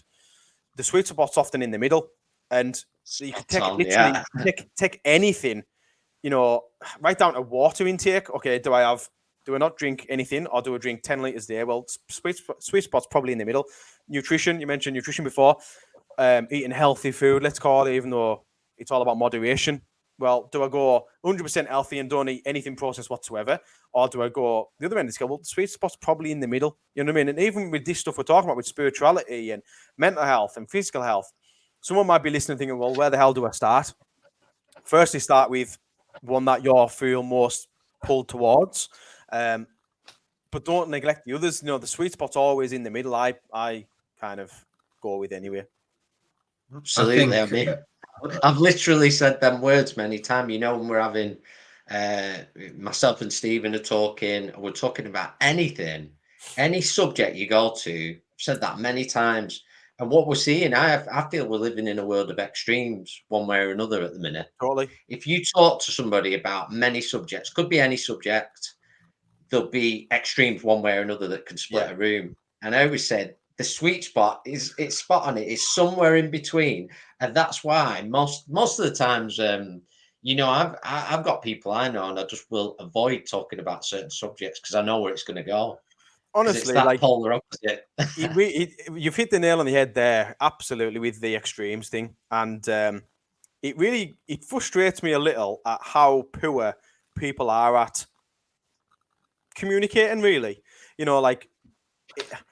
I've mentioned Andrew Tate there, probably one of the most split down the middle people on the planet right now, and I'd be fully open to someone bringing me a load of evidence of X, Y, and Z, and fully open to changing my mind. I'm not so, because I've watched a few podcasts, so pro Andrew Tate or pro anything. Like, you've got to be willing, and I don't almost argue the case. Go and look for someone to challenge you on your way of thinking. Yeah. You know what I mean? Like, I ran a weekend a few months ago called the High Caliber Men's Weekend. And the idea behind it was I wanted to get a load of people from all over the UK who are very busy in their life and don't have much fun, and just bring them together for a really fun weekend with the lads. Now, I wanted to mix together a bit of mental, a bit of physical, a bit of emotional, spiritual, and social. So we went off in the lakes, done loads of activities. We done a live podcast there. We had a drink on the Saturday night, so social time. It was just a dead fun weekend, and everyone came away feeling so refreshed compared to a weekend going on the lash with the lads and coming home feeling like you need a week off work. It was great. Now, the reason why I'm bringing that up is because one of the things there was one of the things I created was 10 commandments for high caliber men. And one of the commandments was respecting others' beliefs. It was challenging opposing beliefs whilst respecting theirs. And I think that there is the key to everyone making progress. So if I say, I don't know, good nutrition is X, Y, and Z, but then someone else would say, well, the other end of the scale, it's perfect if me and him can have a conversation, because there's going to be two things that happen. Either we'll have a little debate about what he thinks and what I think, and either kind of I'll have better points and he'll have to agree with me, or I'll agree with him. And I'll either walk away knowing more confidently what I think good nutrition is correct and accurate, or I'll get proven and see a different side of getting proven wrong, see a different side of the coin, and be open to a different suggestion, and maybe even learn something from what he thinks, right? Because again, I often say we only know how to think the way we think, and until we meet someone who thinks differently, we're only going to think that way and continue getting that kind of result. So really, we want to find other people that don't think like us, challenge their beliefs, but whilst respecting them. And most people can't respect other people's beliefs. It's I'm right, you're wrong. You're the dickhead. I'm normal, whatever. You know what I mean? It's very extreme, as you said. I don't like you. But a lot of people as well. I find that people get triggered, and I say, well, good. If you've been triggered, it's okay to have a different opinion. But I know, and I used to get myself, I don't know how I got triggered. I don't watch anything political. I just feel like I want to smash the TV and these dickhead of politicians. But there's something in me that I've been triggered because I'm part of the collective, I'm part of the world. We're moving away. I say to people, when we look at our politicians, they are only a reflection of the people, which is us. They are there to serve. They've come back to play that role to help us awaken our sovereign power so that we can become empowered. So we don't have to rely on doctors. We don't have to rely on nurses for our health and well-being. And I think observing is something that I've really come to learn these past couple of years. You learn so much by observing, and that's where the true listening, sitting, observing, and listening. Because even before you want to have the next opinion and you're talking and you want to give your next thoughts about something, but when you take a step back, I've learned nobody's rabbited on more than me half the time, but I love sitting, watching, and observe. Chris says it to me, you're quiet, you're too quiet. And I'm learning to observe, and you learn so much from people just taking a step back. Yeah, definitely. Again, that's another thing though. People aren't taught how to listen, how to communicate. I learned from Peter Crone, the mastermind that I've done, how to communicate effectively and be more conscious of the words that I use and how the words we use are really coming from our subconscious mind. So you can teach a lot and learn a lot from people's language. Language is a very, very powerful thing. And like, I'm not, like I said at the very start, I'm a very C grade type of guy. My English is crap and my grammar's terrible, but I like to think I'm really conscious of the way I speak and I'm very careful of the words I use. And even numerous times during this podcast, I've stopped myself, retraced my steps and said it a different way because it's more accurate, right? You mentioned something then, and I was going to say something there. I forgot. It'll come to us. I forgot. Sorry. I just wanted to pick up on, differing opinions as well and mention something that I watched. It was that was actually triggered. Sorry, we can go back to that. Yeah. No. And it just quickly about the just because somebody doesn't hold the same view as us doesn't mean they're the enemy. And I think we're seeing a lot of that. They're just doing what they feel to be right, and if they are acting out of whatever, that's their life to do the same. But I see that a lot. And to be honest, I've witnessed it sort of in myself and pulled myself on it where you go, just because they're thinking that way doesn't mean they're the enemy or the bad guy. 100%. It's just an opposing view.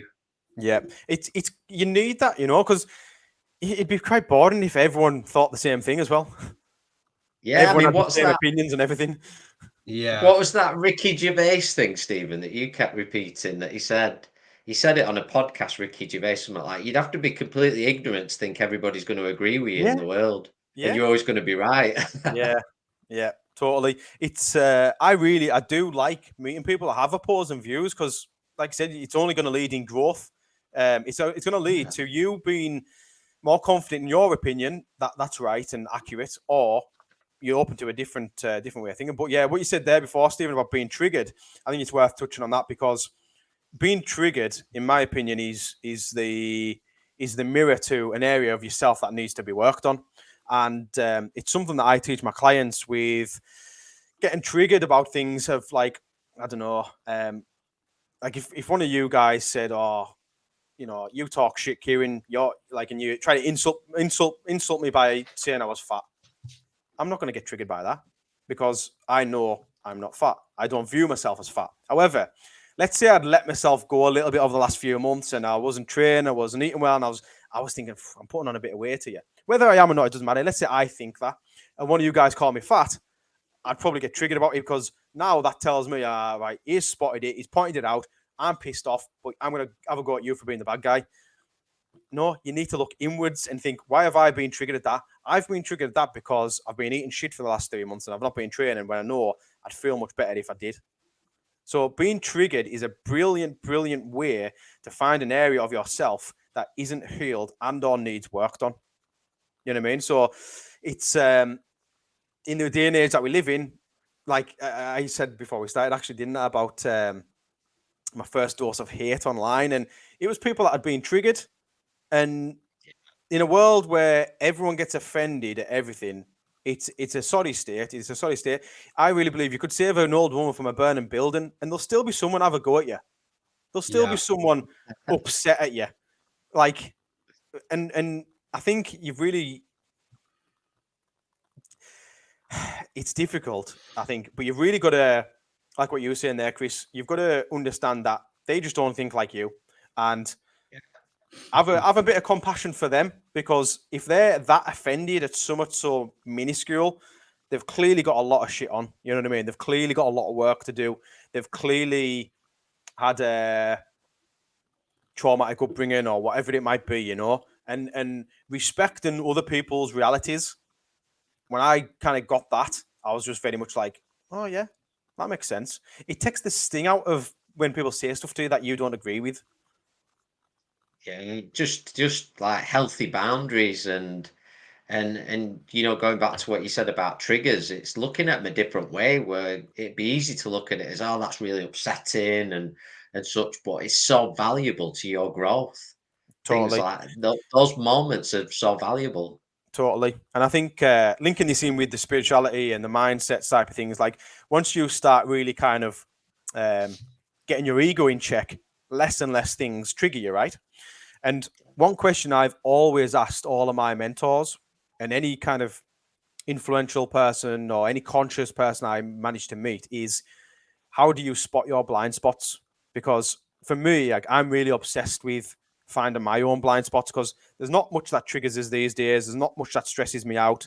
There's not much. I find it hard to find areas of growth. You know, again, I can only think the way I think.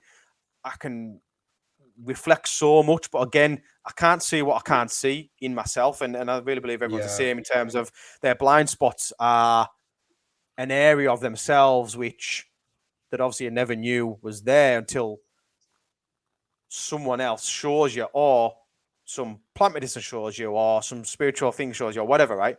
So linking in with being triggered, once you're at a level where your ego's in check and nothing much triggers you, you're respecting people's realities, well, how do you continue growing from there? And this is, again, linking this in with this whole spirituality side of things. This is why I'm going down that route now, because that can show me areas of me which I wasn't aware of. So I'll quickly tell you a little story of it's a quite a good one. This of I've done a shamanic healing practice quite 4 months or something ago, and I first time I've ever done anything like that.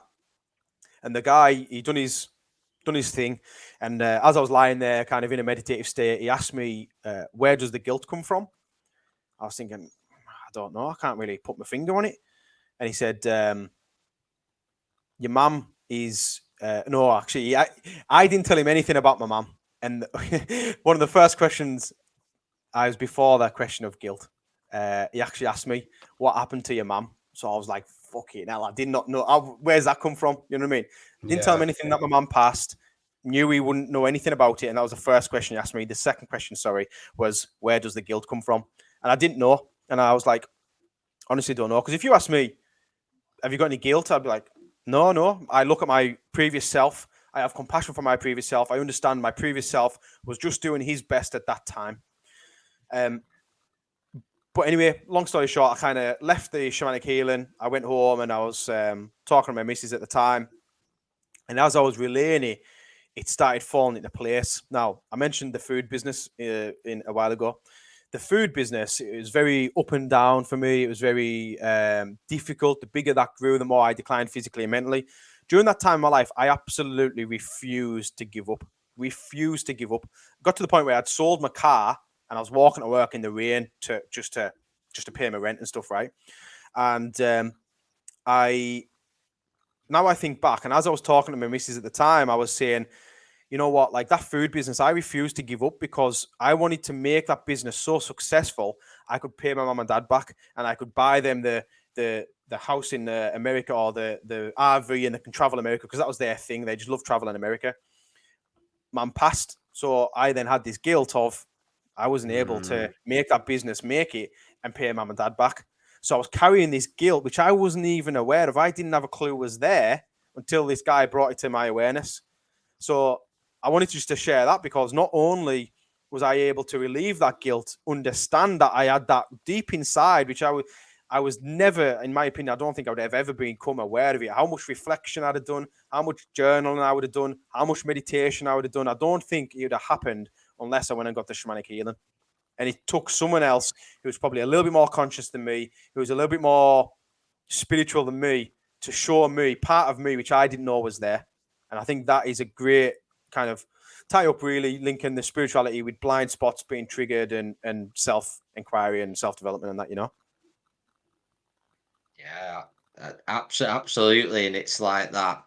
To me, it's just the that sweet spot in anything that's the undeniable in many ways. And I feel you make a good point. You know, there's several good points there of what you've shared, but we don't always realize what we are carrying.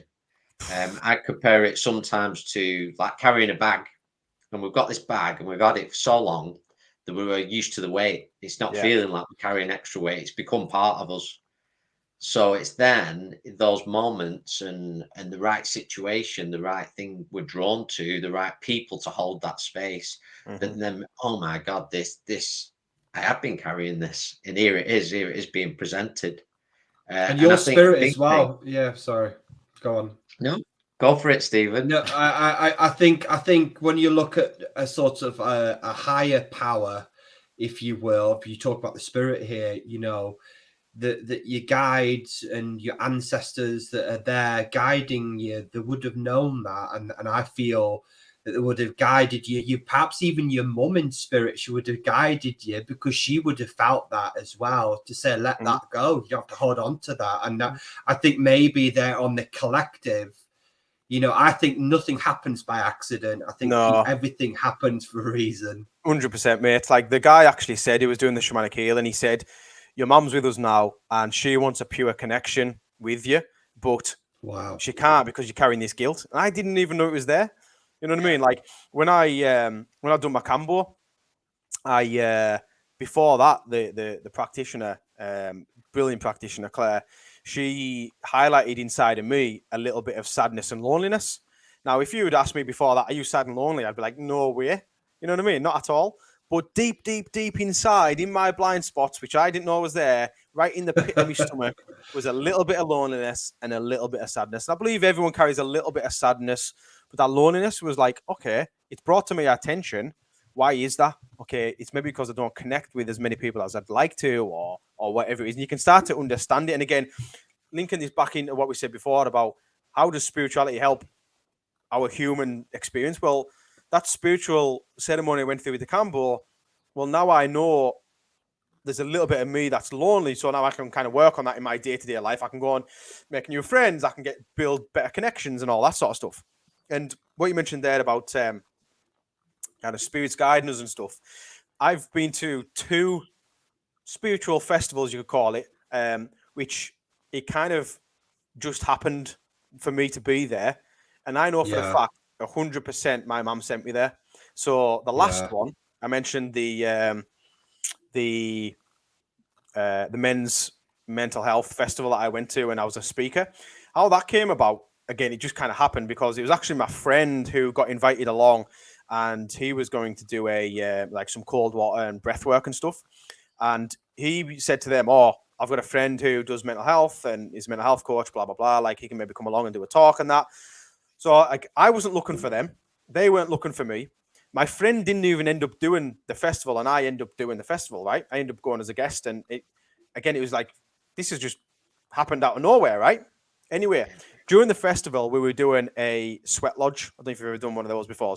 We've not done one, but we know what they are, yeah. So we were doing a sweat lodge, and I first time I've ever done it, literally just kind of got in, was getting on with it, and in between the rounds, questions were getting asked, and one of the questions was about how the I don't know if it's a TP or the lodge, let's call it that, where we're sat in, how it's made up. It's got 7 poles, and the 7 poles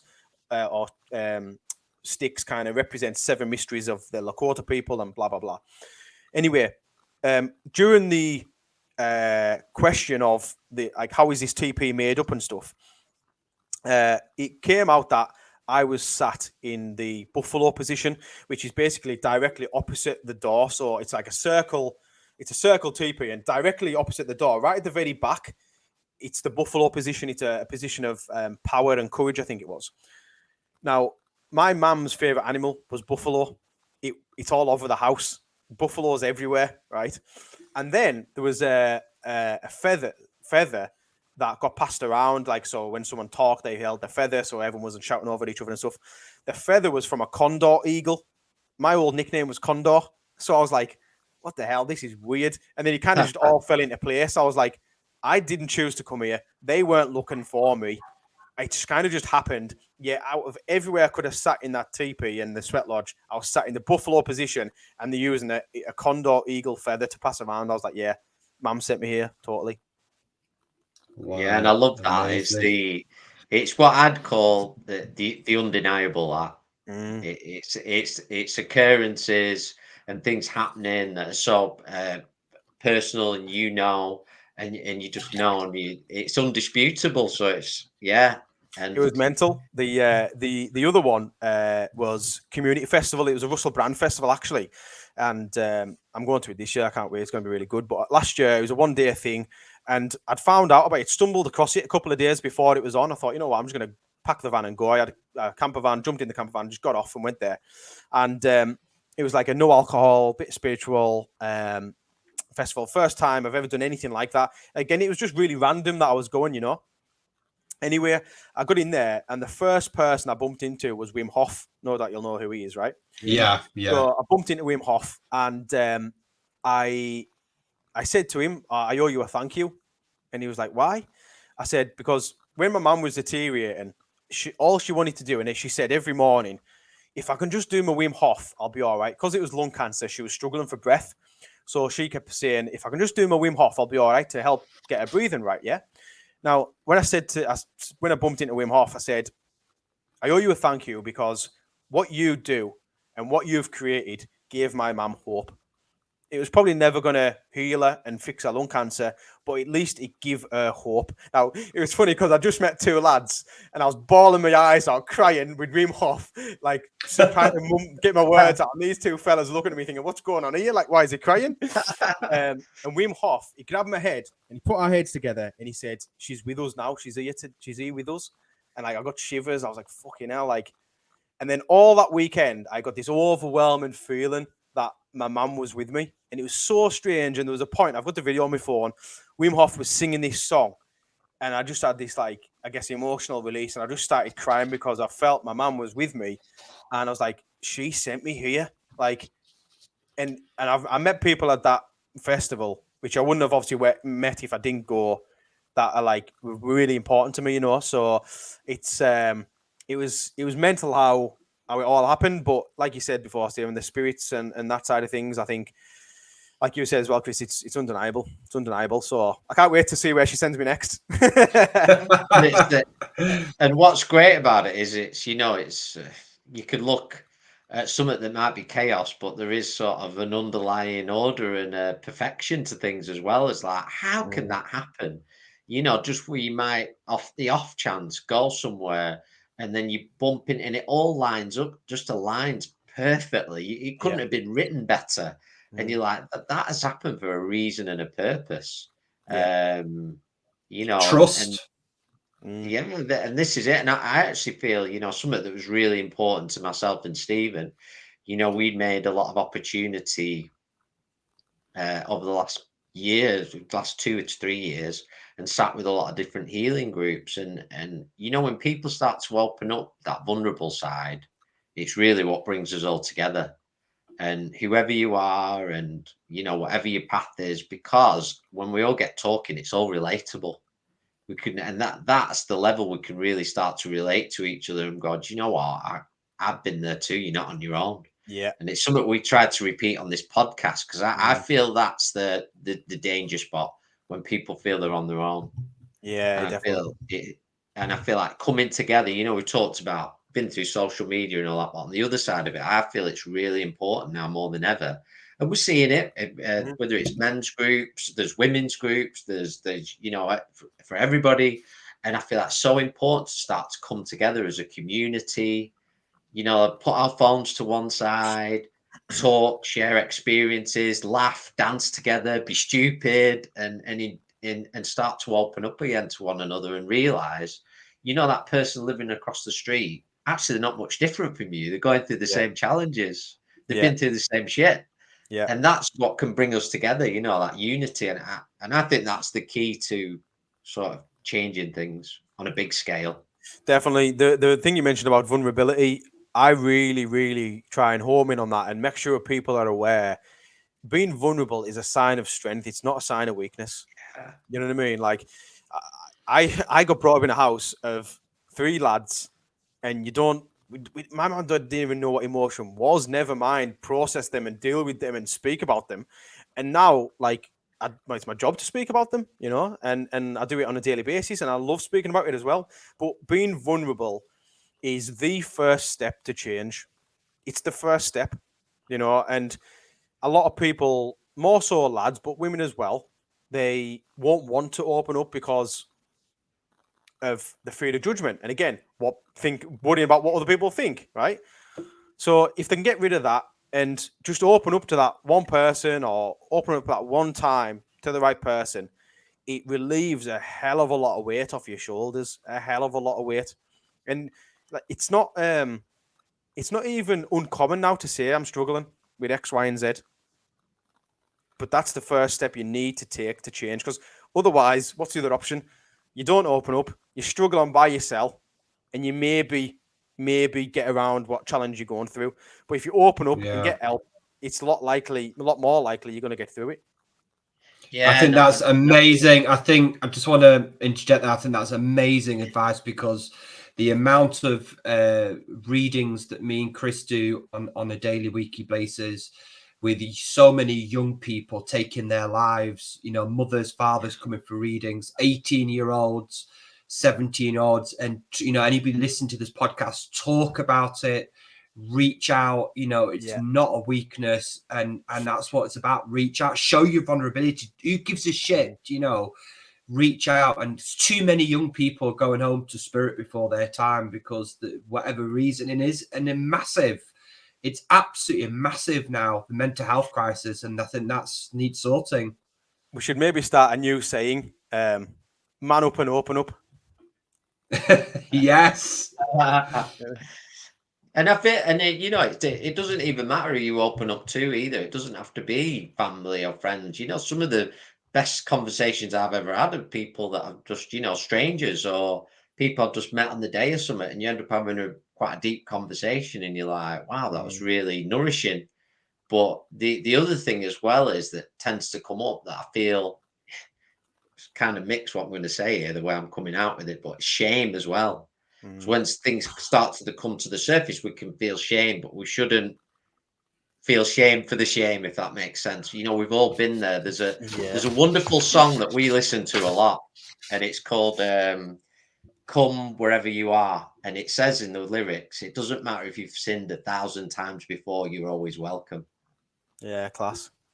Because who hasn't done something who hasn't took a wrong step?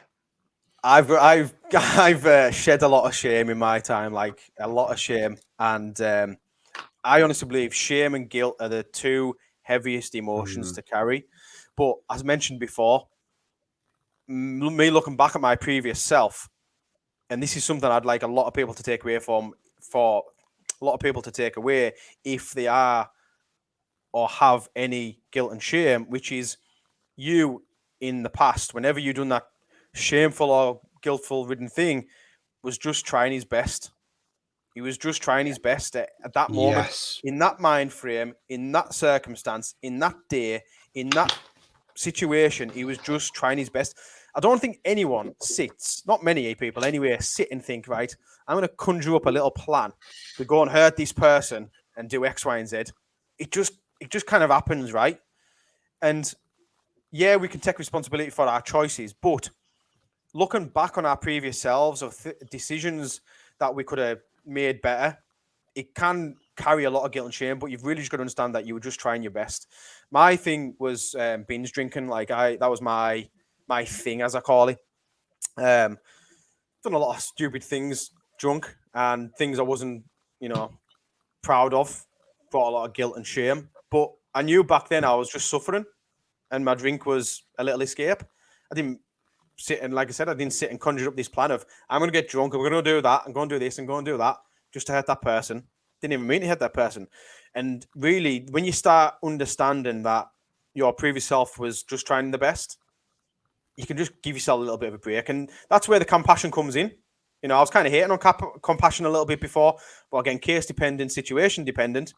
That's where, yeah, compassion is needed, because, you know, we are human at the end of the day.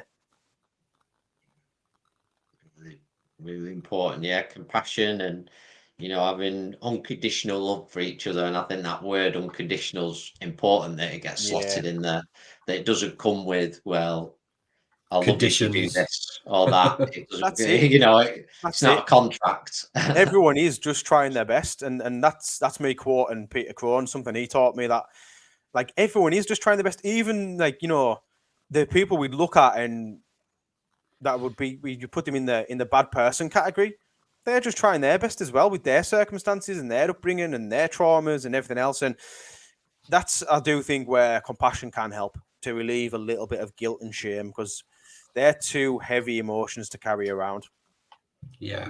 Yeah, absolutely. Well, Kieran, it's been an absolute pleasure speaking with you. I feel like we could make this. You know, I could easily talk to you for another. I don't know where this time's gone. That first hour we just rinsed through it. I tell you. Yeah, it's But good. I want to ask one more question. I want to Yeah. throw one thing in, a bit of a wild card question. This we'll call it. Mhm. That, say today, right now, if we were to say to you, right, you're in charge of health and well-being in this country. What what are the things that you would be the top of your list that you'd like to implement? If I was in charge of health and well-being in this country, I would make, I would take out algebra from the school system, and I'd implement a class all about mental health. It's a weekly class you go to, which is learning about mental health and how to overcome challenge. I would take out geography, and I would input organization and structure and kind of life skills, let's call it. I'd implement a class about life skills. I would take out RE, personal preference, but I'll take out RE, and I'd input, what would I input? I would input nutrition and health. Like, yeah, we have PE, but I'd have a secondary, like, because PE is physical. It's not even physical education, really. It's more like playing rugby with your pals. So actual health education, let's call it, you know, nutrition, supplements, water, like just generally stuff that make us physically healthy. And I'd take things out of the school system, put in stuff like that. I would then try and somehow change the GP's approach to medication. Like, not make it so easy just to go and get a, I don't know, a gastric band or whatever. Like, because I think to a certain level, if someone's a bit overweight, they just probably haven't got the knowledge. If someone's really, really, really overweight, that's a mental problem. That's not a physical problem. You know what I mean? So they need like a mental health coach. They don't need a gastric band. So it's things like that what I would change. If I was the one in charge, I would also, I'd like to try and make some, I'd like to set a compulsory standard so we can have almost like a base level of health in the country. You know what I mean? Whatever that looks like, I don't know yet, but I mean, well, what's the base level now? 2 hours of PE in school, that's it. And the reason why I'm talking about school is because I think that's where it starts. As I mentioned before, 35 minutes on average people are spending with the parents. So the schools are a big, big influence of how them children turn out as adults. I'd then also actually implement a class around things like social media and technology, a technology class. I know they've got IT, but like, I don't know, God knows what to do there these days. Probably not learning about the effects of social media anyway. Yeah. Yeah, stuff like that. Sounds incredible. You got my vote anyway. Yeah. And I don't vote. I don't vote normally. I find it just encourages them. But yeah, it's been great speaking with you. Thanks so much for sharing your Yeah, time. lovely. Thanks for having us. If anybody's interested in getting in touch with Kieran and knowing more about his work, we're going to post the links, the relevant links, wherever you're listening or watching to this. I do know you're looking to get into the podcast world as well. So I'm sure that's going to be fantastic. So just watch out for that. I just want to thank everybody for watching, and please subscribe and keep supporting us. We really appreciate it. And once again, just really appreciate you sharing your time with us, Kieran, and your insights. Been fantastic talk, and I'd love to do it again sometime. Definitely. It's been a pleasure. Thanks for having us. Yeah. Well, thanks so much, and thank you everybody for listening. Until we speak again. Thank you for watching the Collective Awakening podcast. For more information on the Purple Mountain Spiritual and Wellbeing Centre, you can visit our website at thepurplemountain.co.uk, and don't forget to click and